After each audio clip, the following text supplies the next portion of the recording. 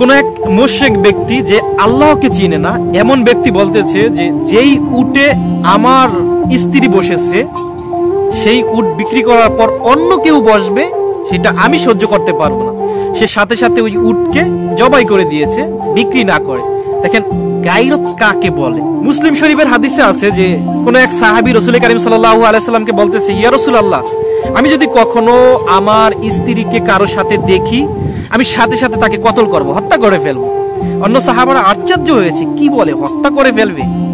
তখন রাসূল করিম সাল্লাল্লাহু আলাইহি সাল্লাম বলতেছে যে তোমরা কি তার গায়রত সম্পর্কে আশ্চর্য হচ্ছ?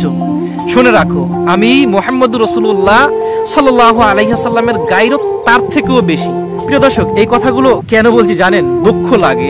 দেখেন আমাদের বাঙালি নারীরা, এই বাঙালি নারীদের কারণে তাদের পুরুষরা তাদের গায়রত ধরে রাখতে পারে না, গায়রতের উপর স্থির থাকতে পারে না। কারণ এরা নিজেদের শরীর প্রদর্শন করার জন্য নিজেরা স্বাচ্ছন্দ্যবোধ মনে করে, নিজেরা সাজুগুজু করে অন্য পুরুষকে দেখানো, মানে এটাই তারা এনজয় করে। এই জন্যই পুরুষ তার গায়রতের উপর স্থির থাকতে পারে না। কারণ স্ত্রীরা যদি সাহায্য না করে তাহলে কোনো পুরুষই নিজের গায়রতের উপর স্থির থাকতে পারে না। একদিন, 2 দিন, 3 দিন নিষেধ করার পর তারপর ওই পুরুষ মেনে নেওয়া শিখবে। কোনো পুরুষই চায় না যে আমার স্ত্রী অন্য কারোর সাথে দেখা করুক, আমার স্ত্রী অন্য কোনো পরপুরুষের সাথে কথা বলুক, সাজুগুজু করে তাকে প্রদর্শন করুক, তাকে দেখাক। এগুলো কোনো পুরুষই পছন্দ করে না। কিন্তু ওই যে স্ত্রীদের কারণে 1 দিন, 2 দিন, 3 দিন, 4 দিন, 5 দিন মেনে নিতে হয়। কারণ সংসারে গ্যামজাম বা ঝামেলা এগুলো করার থেকে অনেক পুরুষরা এগুলো মেনে নেয়। কিন্তু দেখেন গায়রত ছাড়া একে পুরুষ বলা যায় না।